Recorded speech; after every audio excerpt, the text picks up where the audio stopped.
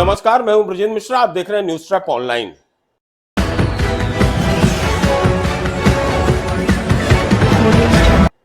जबलपुर में 50 करोड़ के धान घोटाले के मामले में मध्य प्रदेश शासन की कार्यवाही अभी तक किसी निर्णायक मुकाम पर नहीं पहुंच पाई है। 12 थानों में 12 एफआईआर के बावजूद भी केवल 10 या 11 गिरफ्तारियां हुई हैं। बाकी सभी आरोपी, बाकी सभी धान के लुटेरे फरार हैं, जिनमें नागरिक आपूर्ति निगम का जो जिला प्रबंधक है दिलीप किरार, जिसकी मुख्य भूमिका है, वो गायब है। जेएसओ है कनिष्ठ खाद्य अधिकारी, वो गायब है। सोसाइटी और सहकारी समितियों के जो प्रबंधक है, उनकी टीम है, वो गायब है। और जो सर्वेयर हो, कंप्यूटर ऑपरेटर है, इनकी भी कोई गिरफ्तारी नहीं हो पाई है।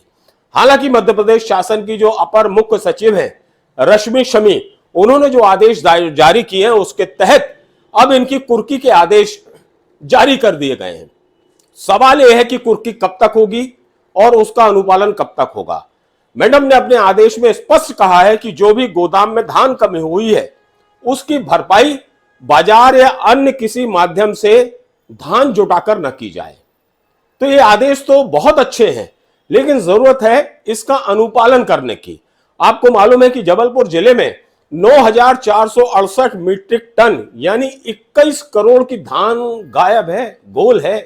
ये जितने सरकारी लुटेरे हैं, जिसमें राइस मिल वाले भी शामिल हैं, इन सब ने मिलकर फर्जी एंट्री के जरिए 21 करोड़ की धान उड़ा ली, गायब कर दी।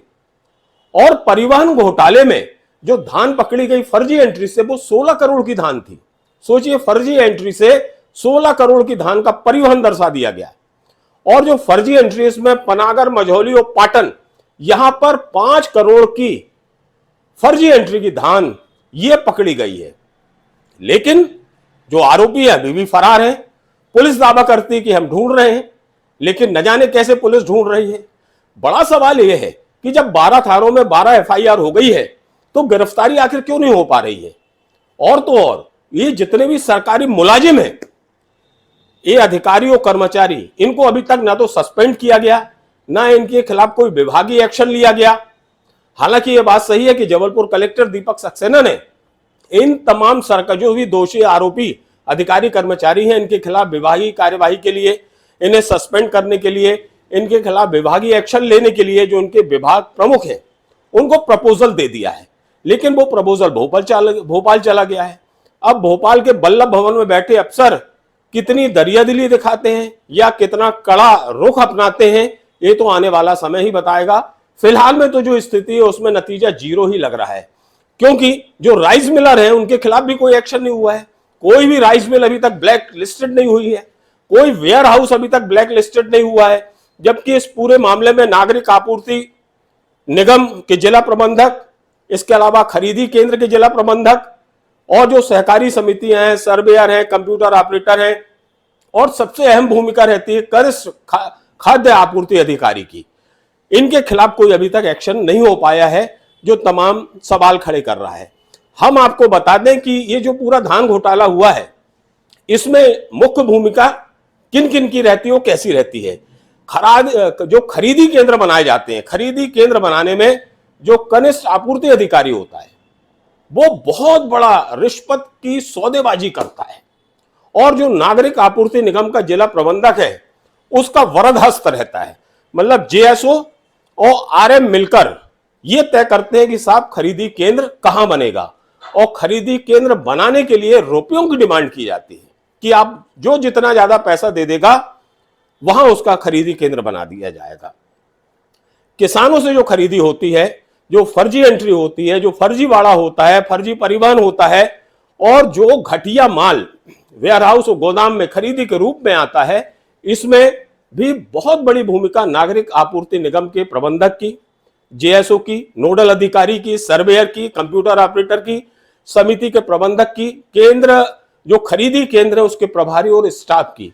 ये पूरा ये जो रैकेट है, ये मिलकर सरकार को चूना लगाता है, सरकार से तनख्वाह लेता है और सरकार को ही करोड़ों रुपए का चूना लगाता है।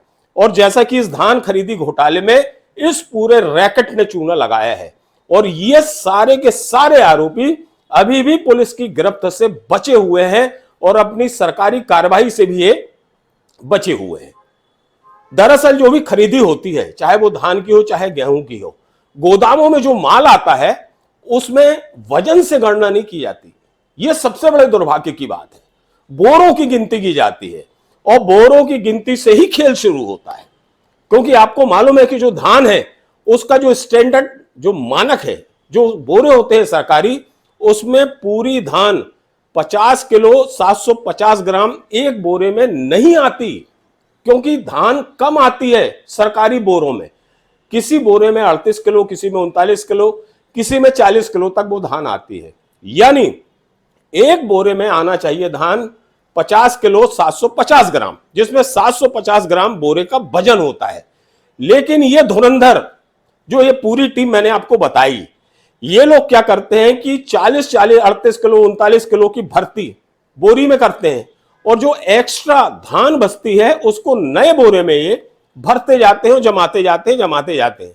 मतलब ये एक्स्ट्रा धान होती है जिस पर ही खेल होता है। इसका एक अलग से स्टैग ये लोग बना देते हैं और उसको काउंट नहीं किया जाता, काउंट किया जाता है बोरों की गिनती से। अब आप सोचिए 50 किलो की जगह 40 किलो 38 किलो के बोरे रखे हुए हैं, लेकिन उन्हें गिना जाता है पूरे 50 किलो के रूप में। तो ये कोई एक व्यक्ति थोड़ी कर सकता है।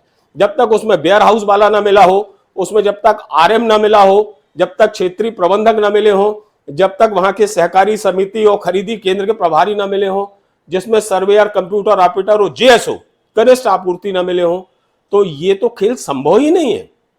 क्योंकि जेएसओ को रिपोर्ट देना है, पूरे साइन करने की जो अथॉरिटी है नागरिक आपूर्ति निगम के आरएम की है। इसके अलावा जो सर्वेयर हैं वो देखते हैं कि हाँ साहब जो माल है वो अच्छा है कि नहीं, अच्छी क्वालिटी का है कि नहीं, एफएक्यू धान है कि नहीं। ये सारी चीजें सब अधिकारी, मतलब चोर के हाथ में चाबी है। अगर ये कहावत कही जाए तो गलत नहीं होगी कि साहब जिसको जांच करना है वो खुद ही आरोपी है, उसको मिलजुल के सरकार को चूना लगाना है, सरकार से तनख्वाह भी लेना है और सरकार को ही नुकसान पहुंचाना है। तो ऐसी ये टीम काम कर रही है, जिसके कारण हर साल सरकार को करोड़ों का, अरबों का चूना लग रहा है। और अकेले जबलपुर जिले में 50 करोड़ का चूना लग गया है।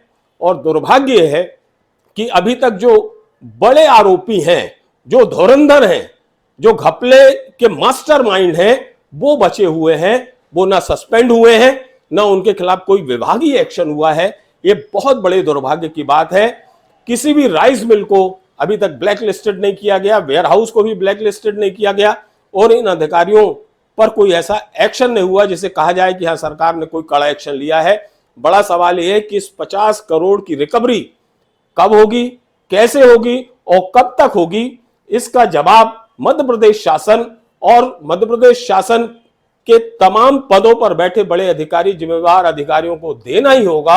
और खास तौर पर जो अपर मुख्य सचिव है रश्मि शबी मैडम, उन्हें इस घोटाले पर, घोटालेबाजों के खिलाफ कड़ा एक्शन लेने के लिए खुद ही मैदान में उतरना पड़ेगा।